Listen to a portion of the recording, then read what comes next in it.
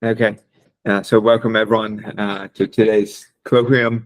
And the speaker is Dr. Deepak Karan, and he earned his PhD from the Physical Research Laboratory in India in 2018. And his thesis focused on the daytime thermosphere wave dynamics using optical dayglow measurements, which resulted in 5 research articles when he was a PhD student. And he has received the IAGA Young Scientist Award for this work. And in 2019, he came to Boulder and joined CU LASP as a research scientist, and has been a member of NASA's Gold Mission Team. And his primary research here has focused on using Gold's nighttime data to investigate the ionosphere and plasma processes. And so that's what he will talk about today, and which is on the insights into equatorial ionization anomaly and equatorial plasma bubbles from the Gold mission. So go ahead. Okay, thanks, Nick. Good afternoon, everyone. Am I audible? People online, can you hear me? Okay. Yes, we can hear you fine. Okay, thanks. So, thanks everyone coming here and giving me the opportunity actually to come here and giving this presentation. So, first, before starting the presentation, I would like to make if you have any question or you have any doubt, you can stop me in between, and I'll be happy to take the questions in between. But if you prefer asking at the end, that is okay.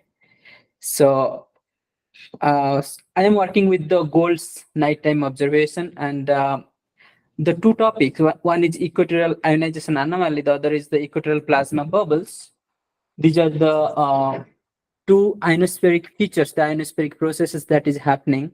So I will focus on these two aspects. I am assuming some people know about these two things, and some people, maybe these two topics are completely new to some people. So let me start with some basic about EIA, which is the equatorial ionization anomaly first.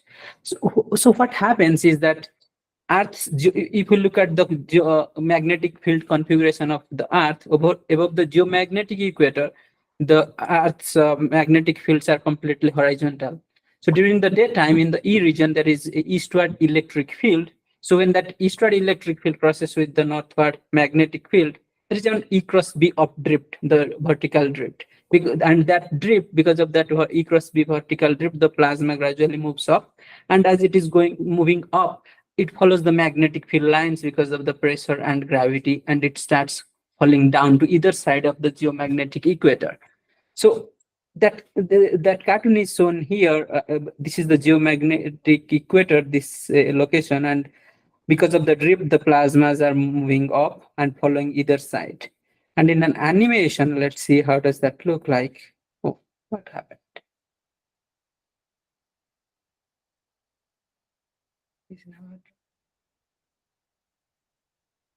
Before. Okay, there. So this is the geomagnetic. This is the geomagnetic equator here, and these are the magnetic field lines. These lines are the magnetic field lines. The plasma is going up because of the E cross B drift, and as they are going up, they're also following the magnetic field lines to either side of the geomagnetic equator. And okay, so now this is the ionosphere here. This is the air glow that we see in the red and the green. And as the plasma are going to either side of the geomagnetic equator, we will see that they are accumulating on either side of the magnetic equator, making a more electron density. This is if we'll take a latitudinal cut of the electron density, we will see one peak on the north side of the magnetic equator and another peak on the south side of the magnetic equator. So this is generally called as the north crest of EIA, and this is the south crest of the EIA. And at the center is basically the geomagnetic equator. So this is more of like a modeling. So we see more symmetry. This happens. This is formed during the daytime, but it can persist to the after the sunset till the nighttime. So it depends upon, as I told, it depends upon the electric field, and the electric field is produced because of the zonal wind in the daytime. So the zonal, how is the ionospheric zonal wind, how is the electric field, and how is the conductivity, the net electron density. These are the main contributing factors for the morphology of the EIA. That means at what latitude this north crest will be, at what latitude this south crest will be, and how much will be its electron density. So these are, when I say morphology, that means their latitude location and their electron density, how much dense it can be. So it depends upon many factors. So that is mostly a background about the EIA. Let me go to the EPV, which is called the equatorial plasma bubbles. So what is plasma bubbles? Just after the sunset in the in the ionosphere, what happens that at the bottom of the ionosphere, this is more of like molecular ions are there. So they recombine very faster than the atomic species, which are at the higher like F region altitude. So what happens after the sunset, a less electron density region is at the bottom, and a higher electron density region is sitting at the top. That is kind of an unstable situation when a heavier liquid is sitting on a lighter liquid, so which is kind of called the RT instability, relative instability. So in the ionosphere, now I'm talking about the electron density. So any kind of perturbation in the lower part of that unstable medium, that means at the bottom layer of the E region, if any kind of perturbation because of the wave dynamics or some in situ generated mechanism, so that will trigger some kind of instabilities, and gradually it tries to move up. That you can see in this left side panel. So this is the lighter at the bottom and the heavier at the top, and some disturbance is happening here. It triggers as a kind of like a bubble, basically less electron density inside this region. I always try to imagine this as if I'm going inside a pool and going inside the swimming pool and trying to just blow some air, and gradually it will rise up and it will expand. That kind of thing, analogy it comes in my mind. So what happens that initially the electron density profile, if you look at along with the altitude, there will be very clear smooth pattern of the electron density. But because of this perturbation, when this perturbation is trying to move up, it is going to disturb all the electron density pattern. So in this figure, they are showing some kind of these dense black spots here. So we are seeing that the electron density profile are getting disturbed. And if we have a radar at the bottom on the surface ground, and we are getting the reflective, like the reflected beam, it shows us some disturbances in the ionosphere. And this is way back in 1980s, the initial days of observation of these kind of irregularities. This track is the satellite AE, Atmospheric Explorer Satellite E. When it was passing through that region, we see a lot of like irregularities inside that region. That means the atmospheric electron density pattern is disturbed. So it depends which technique you are using and how you are measuring. You can see that irregularities in different ways. For example, there is ground-based ionosonde, which are the digisonde. People, when they're measuring the digisonde, what they do is they're sending some radio wave up in the ionosphere, and they're getting the reflected back that radio wave. And in that signal, it will appear as a spread F. Spread F is the terminology they use. And in the radar and GPS, the terminologies are the scintillations and plumes. And satellite, byteouts, depletions, bubbles, these are basically different terminologies, but the same process. I will say it is the plasma irregularities. That means the ion densities, electron densities are disturbed there. Okay, so I always try to give this information that why we need to study this EIA and EPVs, because the EIA and EPVs are the ionospheric processes which are associated with the electron density, and those are responsible for the radio wave propagation. So any kind of irregularities, any kind of disturbance happened in that medium is definitely going to affect trans-ionospheric radio wave propagation. And we know that we depend like a lot for those trans-ionospheric radio wave propagation. So that is the reason why Sorry, quick question. Yeah. So how is the radio wavelength compared to the bubble size? Oh, the bubble size can be like from a kilometer scale, even goes to like hundreds of kilometers. Mhm. It depends. Like, if those plasma bubbles can be really bigger, but those can be opaque to the radio wave propagation. But at the edge of, this is more like technical now I'm Yeah, going. yeah. So at the edge of the plasma bubble, there can be very small irregularities, very small scale size of irregularities, which is comparable to the radio wavelength. I see. So that can produce scintillations there. Okay, so the irregularity size could be comparable to the radio wavelength. Right. I see. Yeah. Thank you. So that is the importance why we need to understand this EIA and EPVs. And if we can really forecast these plasma irregularities, I'm writing here plasma bubbles, but I am using the word irregularities because I want to give you a feeling that these are really very disjoint structures. It is not just like, these are some processes which need not to be taken as granted, because these can affect our socioeconomic input status of a country or the nation. Okay, so I believe I have given you some ideas, some basic information about what is EIA, what is EPV, and why we need to investigate this. And when I told that the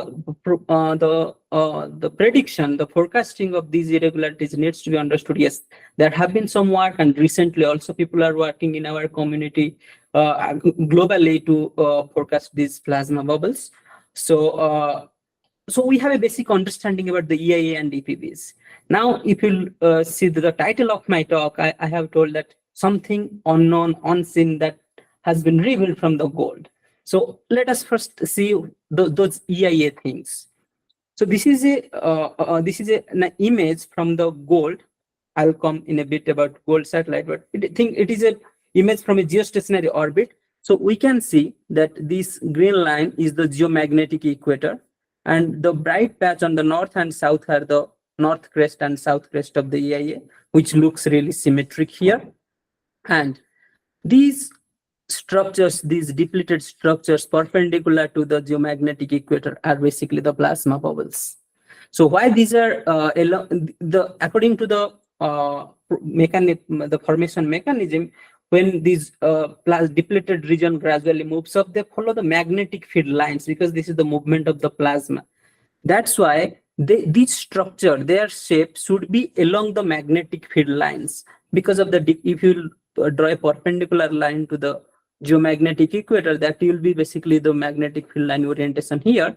So these are perpendicular to this geomagnetic equator here. But if you come here, the orientation can be different. Electron density, right? These are basically the electron density. Think of that way. Yeah, and which latitude are integrated along the altitude? I'll comment in my next slide.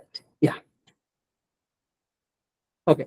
So little bit about the GOLD mission. It is a spectrograph which is at a geostationary orbit and at minus 47.5 degree west. Basically, this red point is the sub-satellite location of the GOLD, and its field of view is shown by this this area inside this, and this blue on the left and blue on the right are basically the limb of the GOLD observation, and this is the disk. And it takes daytime observation, nighttime observation, it does occultation, and it also takes from the data we are obtaining the temperature profile, O2N2, the compositional thermospheric compositions. But in my talk, I am only focusing on the nighttime emissions, what GOLD is measuring. So just give a very brief idea about the GOLD's observation sequence in the nighttime. This is the sunset terminator here. So GOLD starts its observation a little bit after the sunset, basically 1 hour in local time. It is 1 hour after the sunset, and it goes gradually towards the east side. So this is one image, and this is it takes one image. After 15 minutes, it takes another image in the southern hemisphere. So it takes alternatively from either hemisphere, and also GOLD has dual channel. One is channel A and channel B. Sometimes those channels, channel B does north, south. Again, sometimes we operate both channels together, gradually moving towards the west. So you will see in this animation on the right hand side. But before that, what gold is measuring is 135.6 nanometer emission. That question you asked me, what is it measuring? It is basically the 1356 nanometer is because of the radiative recombination of the electrons and ions. So this emission will peak at the peak F layer altitude where the electron density and ion density is maximum. So that is the basically 1356 is a proxy to the electron density, is a directly square of the electron density. So okay, let me show you here one. It is taking gradually. This red line is the sunset terminator here, and as the sunset terminator is moving towards the west, you see the starting longitude of the image is gradually moving towards the west. Basically, we are following the sunset terminator, and the total width of the image is also gradually increasing because we are getting more area to scan in the night side. So it started from the African longitude sector. Gradually, it is going towards the Atlantic, then towards the South American longitude sector. So this sequence has changed in golds, like 5 years of observation. Sometimes we have done, as I told, both channels together, sometimes just one channel alternatively.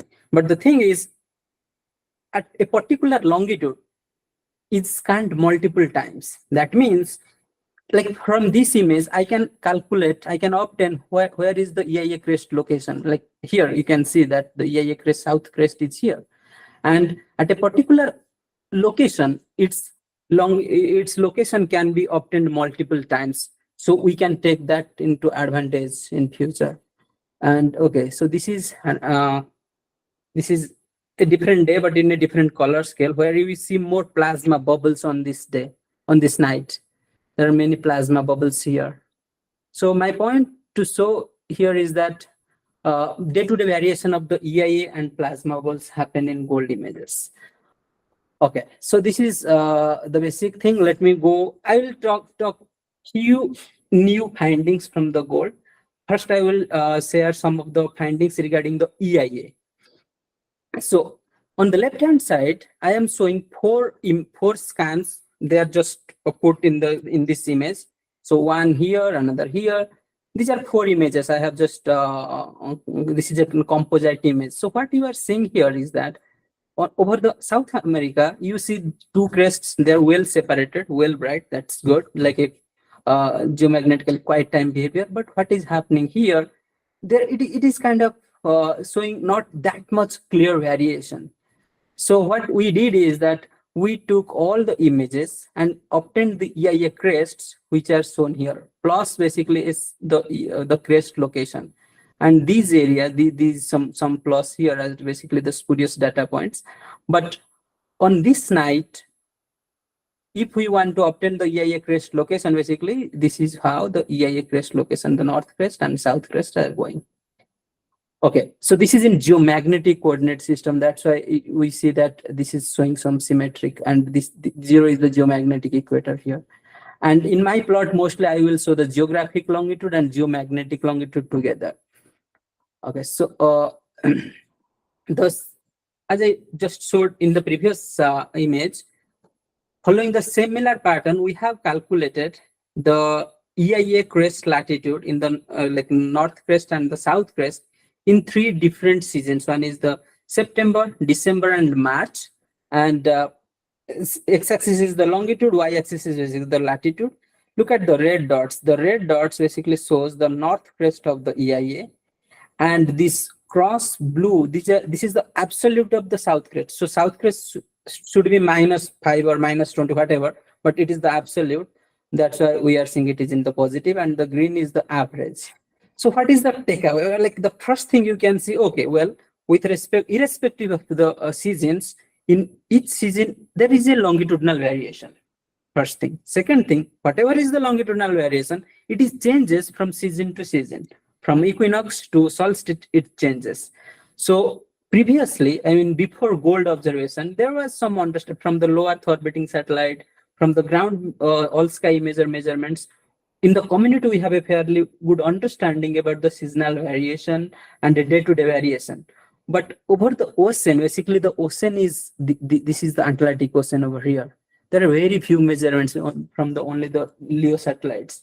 So this kind of continuous longitudinal variation picture was not observed before gold. So gold has the advantage there. So when we observe this kind of longitudinal variation, we try to understand why it is happening, what is the process. And with previous understanding, one very insightful observation, what we have found is shown here. The left side is basically the December, the north crest is the red and the south crest is the blue. And on the right hand side, I have taken one image from the December. This is the sunset terminator. Basically, the sunset terminator will be somewhere here. And in December, the subsolar point goes somewhere in the southern hemisphere around -20 or -23 southern geographic latitude. So now, because of the subsolar point sitting on the southern hemisphere, we expect more ionization there. And at the beginning, when I told you the EIA formation, basically the E cross B drift happens above the geomagnetic equator and it pumps more plasma to either side. Now think of a process which is happening at the equator, it is pumping up, moving more plasma to either side. But because of December, there is more ionization on the southern hemisphere itself. There is a background more production. That's why we are seeing that the southern crest, that the blue is going further away over this, particularly here on the Antarctic and the African sector, where the geomagnetic equator is really further away from the subsolar point.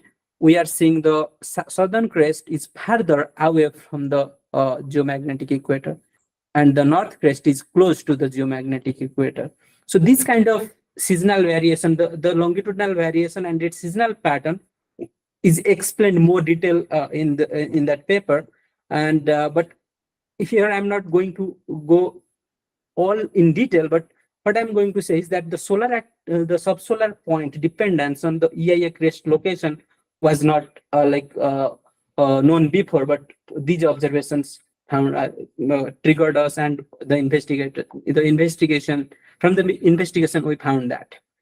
Okay, this is one. The second thing is X pattern merging of the EIA. This is like if you have been in the CDAR or like sometimes in ASU, this is a popular topic at the moment. So the X pattern merging in the EIA, what it means is that sometimes due to some reason, both the north crest and the south crest, they are coming really close to each other, and it appears as if they are crossing to each other. Back in for the first time back in 1972, when the Apollo mission was there, from the ultraviolet camera on the surface of the moon, this image was taken, and we see because of the orientation, there was not like a continuous measurements, but it is a snap one-day measurement. We see the north crest and south crest, they were just touching it. They reported it is kind of a lambda structure, and until now there was nothing. But what happened when gold started its observation, there have been 3 publications. One was during the Tonga volcanic eruption, and one was for a geomagnetic activity like the geomagnetic storm. It was observed that the EIA crests are crossing with each other, that forming an X type of pattern. And this is during the Tonga volcanic eruption, and it was observed that at this longitude, because of the westward wind, the vertical drift was downward.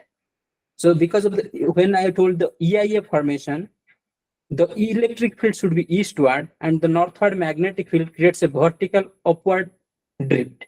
But during this case, the wind was reversal. That means the wind was westward, and the electric field was downward that time.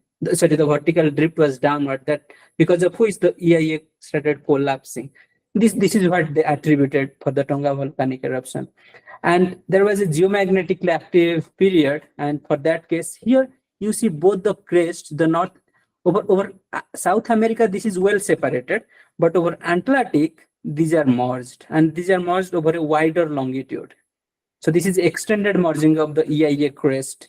And in this paper, they attributed it because of the distance dynamo effect, which is basically making this kind of structure. But recently, Laskar et al., they showed that, hey, it is not just the geomagnetic disturbance or any kind of special occasion, when this kind of thing, the EIA X pattern is happening. It can also happen like a completely geomagnetically quiet time. So what could be the reason? In that paper, they looked at the simulations, the Akamak simulations, and they found that the vertical drift, which was supposed to be in the daytime, which is supposed to be upward in the daytime, in some cases it is downward. And whenever it is downward, before the sunset, whenever the vertical drift is downward, that time you will see the EIA crest will start collapsing and you will see X pattern. And Lasker et al. In their model simulation, they found that this X pattern, not only it can start during the pre-sunset condition and it will persist after the sunset. So these kind of observations, like more dynamics of the EIA crests, have been observed from the gold observations. Okay. Those are the geomagnetically quiet time things. Now let us go to the geomagnetically storm time. What happens during geomagnetically storm? When you give a talk at HAO, you expect like more experts from like the solar background. Okay, and if you bring any kind of solar storm, first thing is they will like, okay, so what is happening inside the sun? But I am not really going that far. I will show that impact on the ionosphere. Okay, so first thing I will show what is happening during, we have observed 3 cases. One was 2020 September 27 geomagnetic storm. I mean, you are the expert here, but if I will just say that it is a CIR kind of storm, I think that will be sufficient enough from the solar wind speed, IMFBG. We can see that during this time it was kind of a CIR kind of storm, and we observed this from 268 to 272. These are the days. And look at these blue lines. These blue lines corresponds to the time when gold does its nighttime observation. So particularly on this evening, 271, on this evening, this is 270, this is 271 here. On this evening, when there is a sudden drop in the CMH index and sudden rise in the solar wind temperature and the speed, and here IMFBG was turning southward. That is the time which is marked by this vertical dashed line here. And look, gold started its nighttime observation just after that. I mean, I will say it is like a coincidence, or like, yes, it may be a coincidence that when the disturbance happened and you are taking your measurements just after that, perfectly to see what is happening in the ionosphere. We looked at the EIA crest latitudes, and what we observed is that, so we observed, these are the 3 different colors, shows for different days. I have taken 3 different days here, but remember this 271 is that this color. This is the north crest and this is the south crest. What we are seeing is that the north crest has gone poleward on that day, and the south crest has also gone poleward. Here I am not showing the absolute of the south crest. It is the like actual value. That's why it is in negative. So we are seeing that over a wider longitude range, the EIA crests has gone poleward. That means the electric field over the equator is influenced by the solar wind disturbance. That means one of the mechanism is the prompt penetration electric field. This should be like whenever the IMFBG turns negative, that is the time.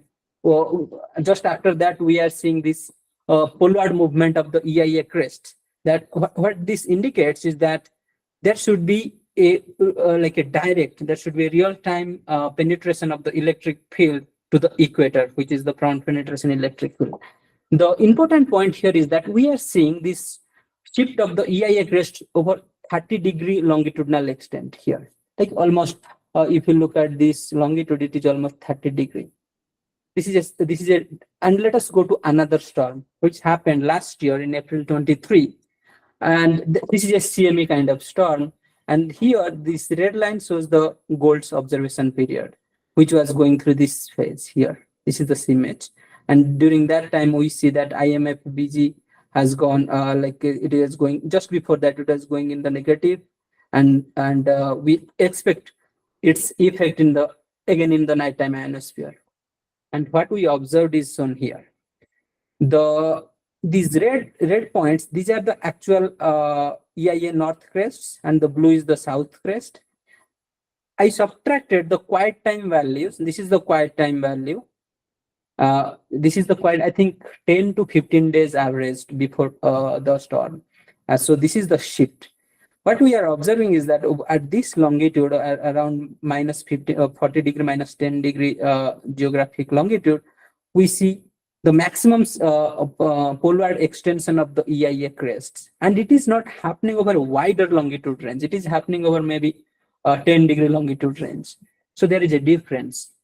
It is not that in each storm can produce similar kind of impact on the electric field, and it important is at what longitude extent it is affecting the equatorial electric field.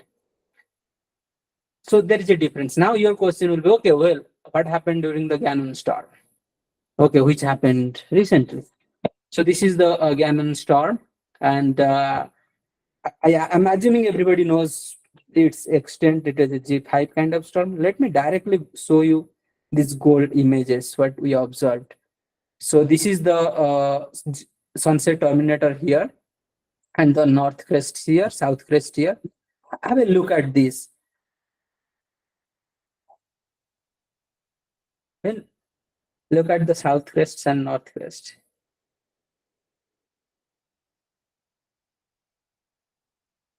Let me run that again.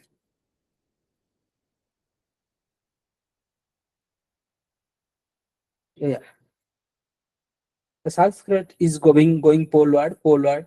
At some point of time, merging with the aurora, again detaching, again it will merge. This is interesting. When we saw this just the next morning of this storm, we are like, wow, we have never seen this kind of thing before, never ever. Definitely we didn't have measurement. Maybe it would have been there in the past, but since this was not observed, we couldn't really anticipate, okay, sometimes the equatorial process, the EIA, can go all the way to the pole, merge with the aurora, which tells basically there is no mid-latitude ionosphere.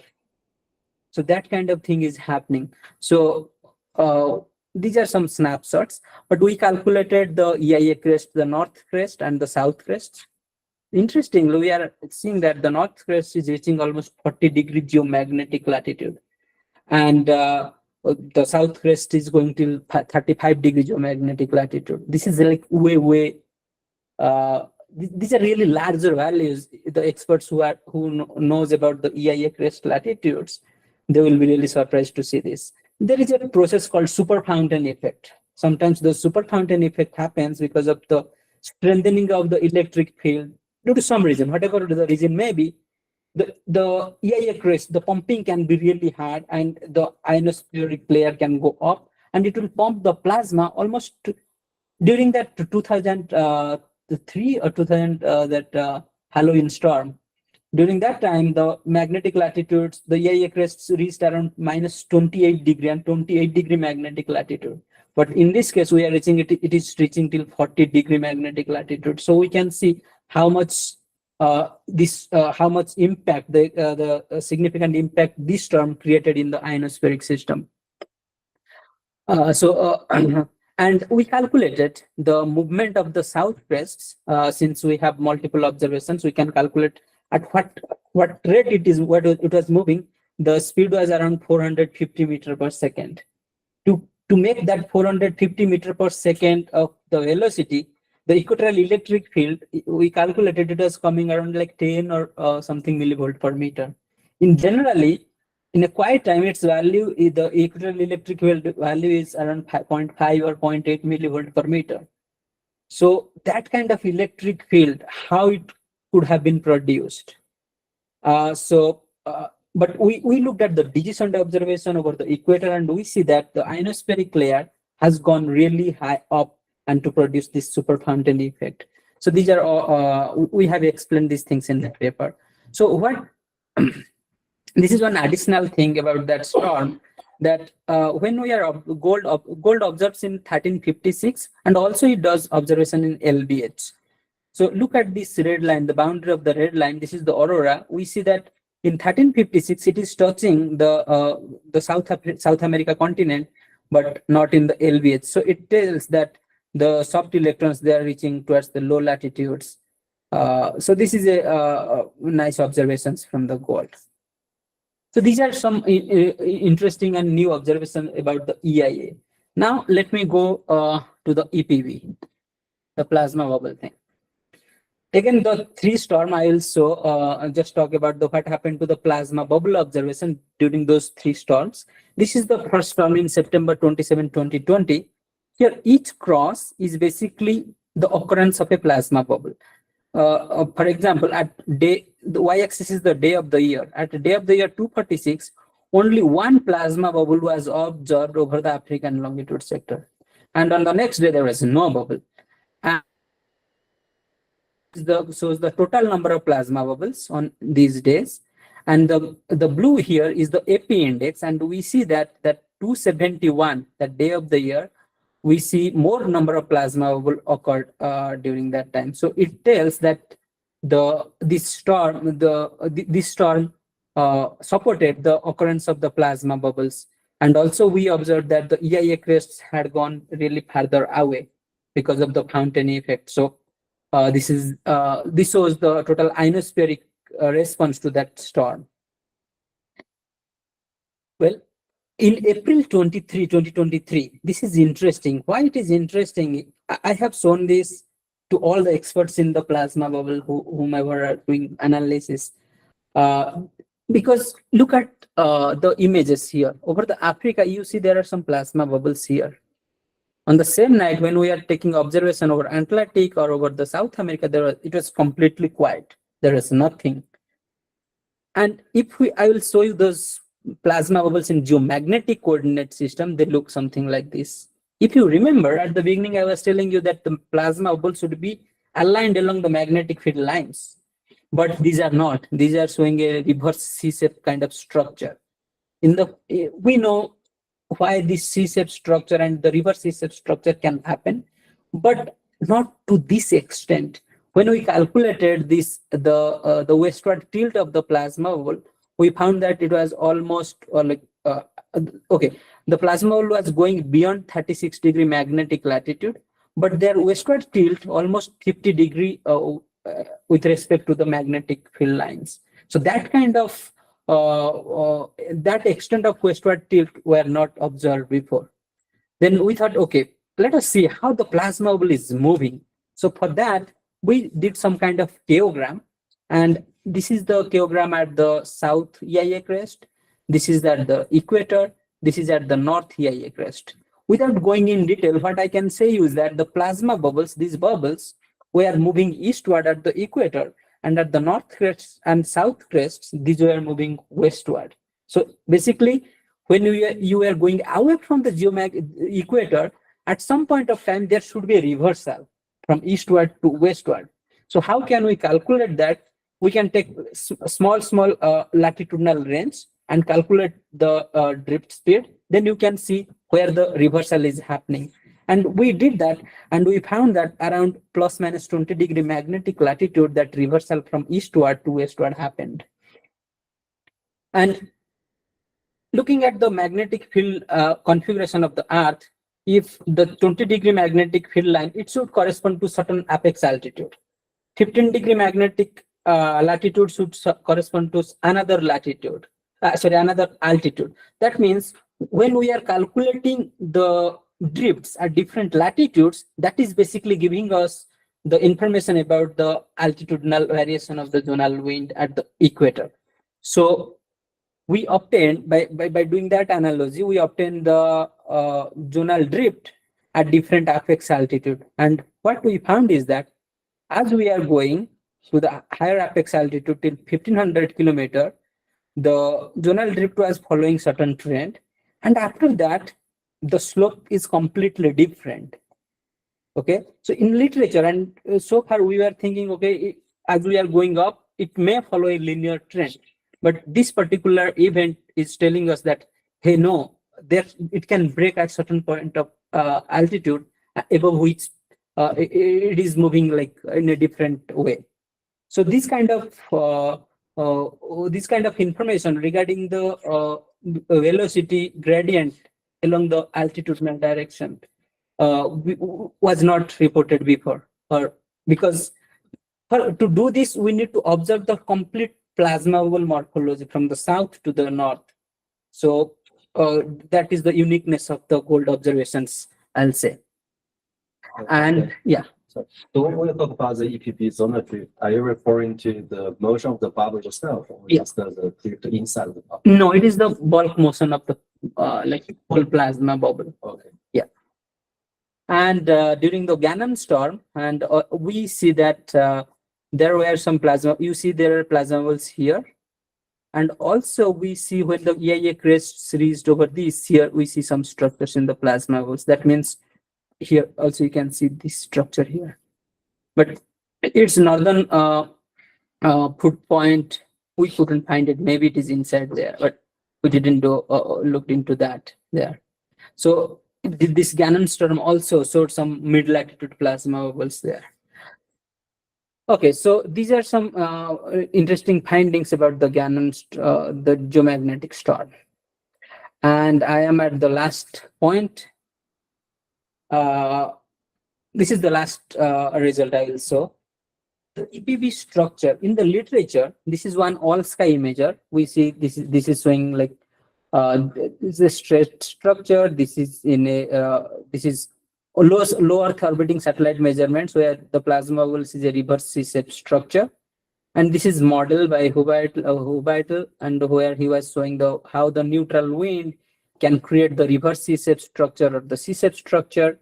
And this is from gold measurement where we observed very straight field aligned plasma bubbles, and sometimes we are seeing some like a comb kind of structures, very plasma bubbles very close to each other, but oriented either straight or in a singular direction, either C-shape or reverse C-shape structure. Not until this image.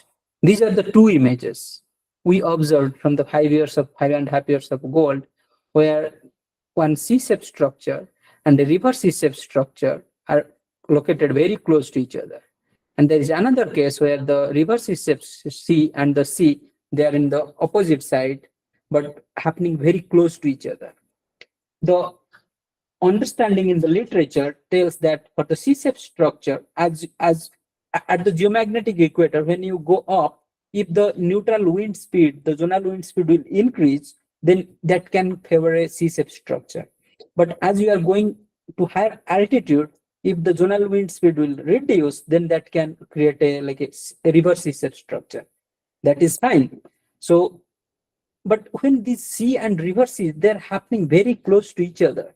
Think what could have been happened in a very smaller longitudinal difference. That it will create a shear kind of in the wind pattern. Is it? If I will not show this image to anyone in our field, and I'll tell them that, hey, here there is a positive gradient in the wind, but if you'll go 5 degrees to the east or west, there will be a negative gradient in the zonal wind. They will not believe me. They'll say, no, it can't be in that small longitudinal range. But when you look at these observations, then how these occurred? What could be the reason? I mean, so I don't have any I don't have any answer to that at the moment.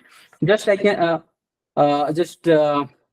we can see that. Just I can say that this is a very rare observations, and we reported this, and it is a challenge. I mean, whether it is a neutral wind or electric field, or it is a combination of both, that can create some kind of turbulence in a smaller longitude range. When I when I was writing this paper, that time there was a paper during my PhD time, using the optical day glow measurement emission, I found that the day glow emission pattern, it was showing a difference in the thermospheric wave dynamics in a 5-degree longitude range, and we attributed that probably the electric field is different within 5-degree longitude scale. And now this kind of observation again is making some like a strong point that the either the wind or the electric field definitely shows a small scale variations. But in this table, basically we are showing the drift speed that I told you that at the C-shape structure at the equator it will move slowly, but at the north crest and south crest it will move faster. So it is okay. You can check this. But now it is a challenge for the numerical simulation that what could be the reason for this. If any kind of structure, if like personally, when I feel in a turbulence that is happening in the ionosphere, that kind of structure, I feel, wow, this can really disturb the whole ionosphere during that time, particularly at that location. So uh, I mean, in my mind, I see catastrophic effect of these kind of structures on the surface of the Earth when your trans-ionospheric wave propagation can completely gone. So this is a very interesting thing. So at the end, I will say that gold data has revealed many new insights about the EIA and EPBs. And when in the community we believe, okay, well, we know a lot of things and probably everything about the EIA and EPBs, these observations we're saying, no, there is more into those kind of things, and suitable observations and the suitable technique can give you many insights and some things which probably we have never anticipated that is happening in the nature. So nature is always going far ahead of us. I believe that. So more to explore, and thank you.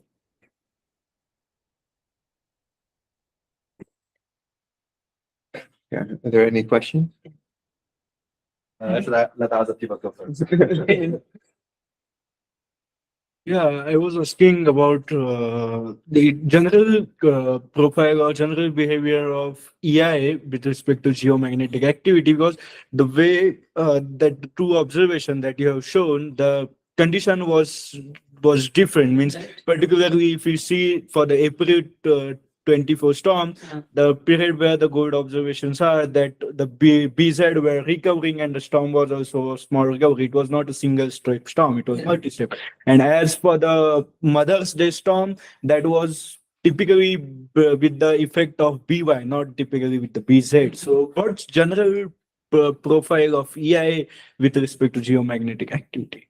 Yeah, I mean, what I believe that it is important whenever the BG or BY is turning positive or negative, during that time, where is the sunset happening on the surface of the Earth? That is crucial.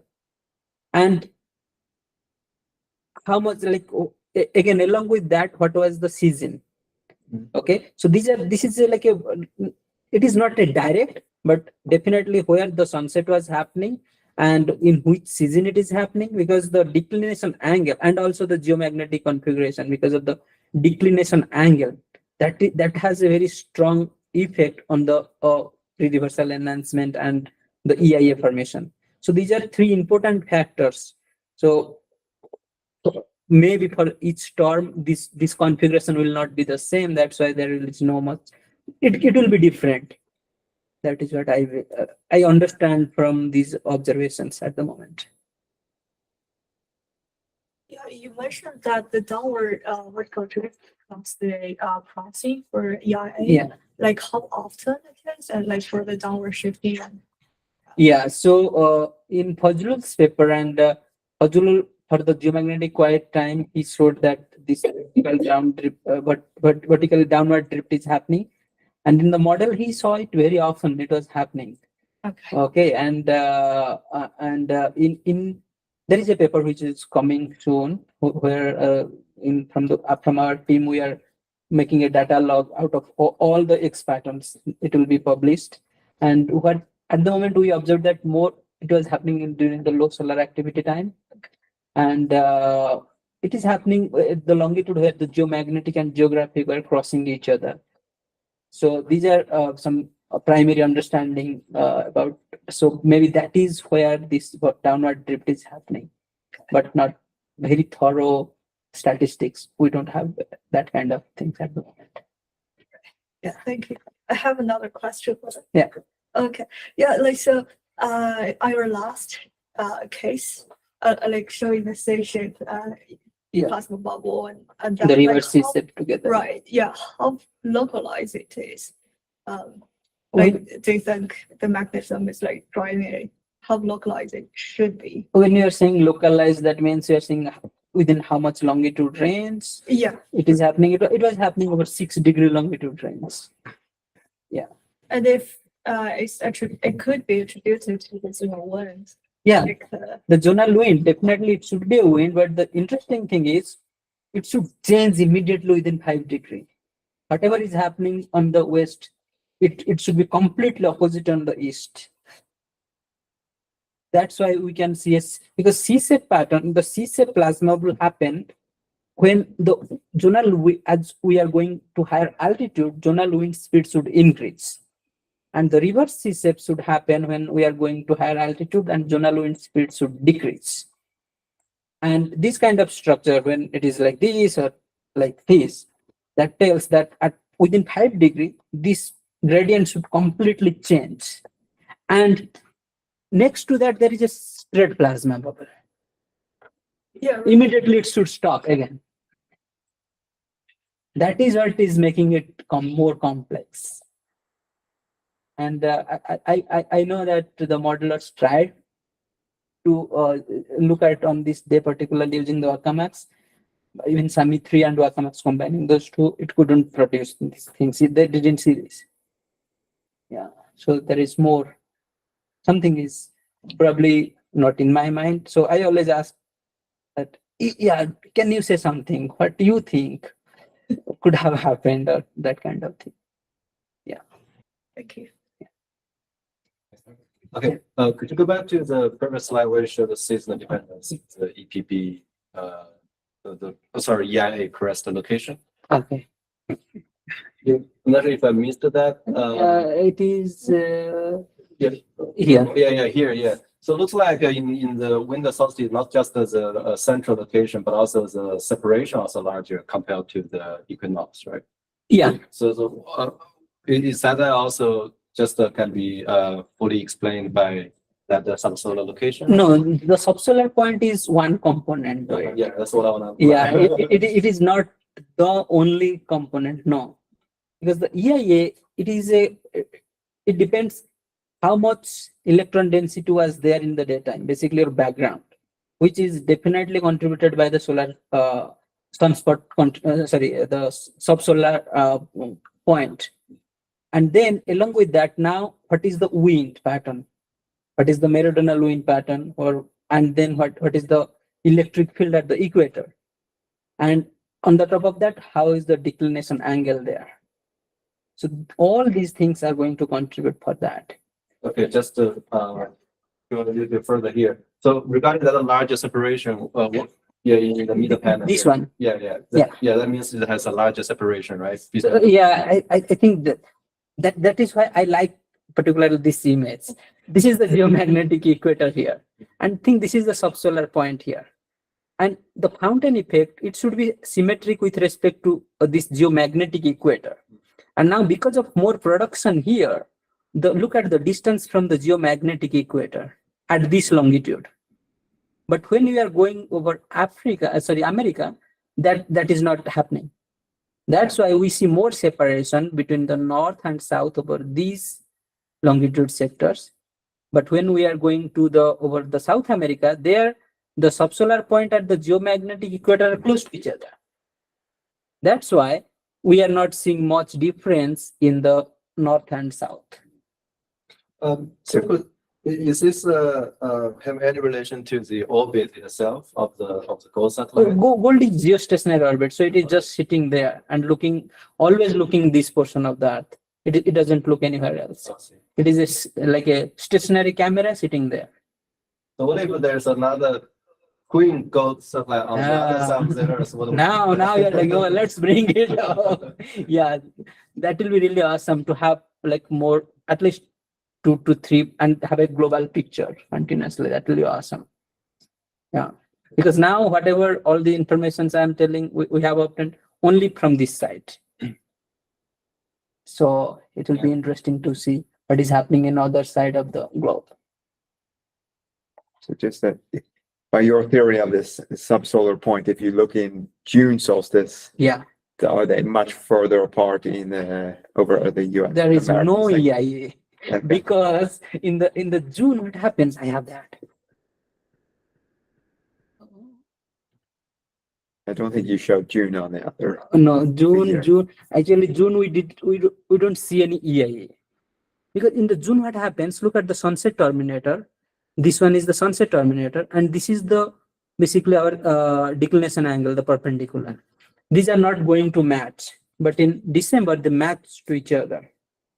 So when the sunset terminator and your magnetic field line, they are matching to each other. That means at the north hemisphere and the south hemisphere, the sunset is happening at the exactly at the same time. And that is more conducive for the strengthening of the pre-reversal enhancement.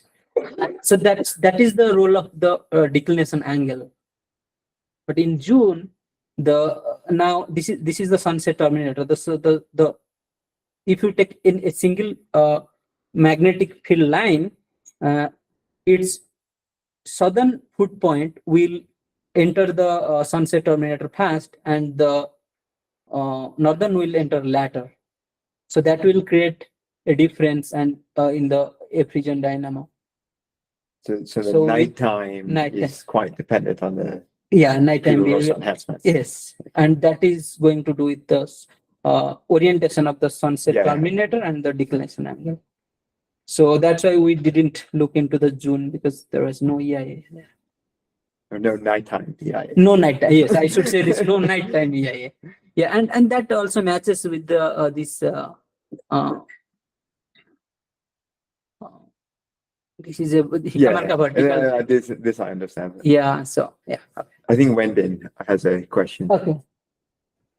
No, I just have a comment in that there's a annular symmetry in the ionosphere where December solstice we have more density electron density as compared to June. June is have the lowest electron temperature daytime and nighttime.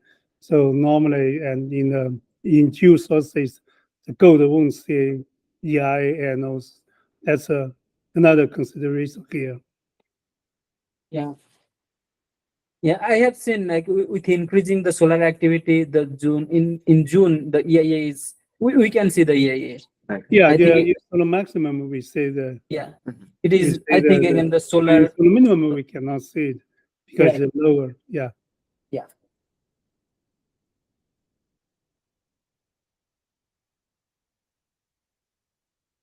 Any other question?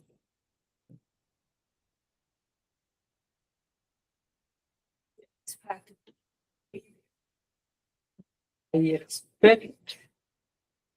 I think looking at the health of the gold, how it is doing, I think it is going to be there for a while. Yeah, more 10 years, I don't know, because there is a limitation in the detector. Okay, how much recover? I mean, when we are observing the 3056, it degrades and also it recovers. So it is happening. So I believe 10 years, I don't know. It is a question to Richard actually.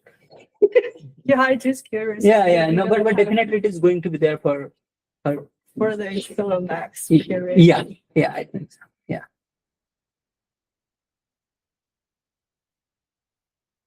Any other questions? Okay. Well, Okay. thank you again. Okay, thanks.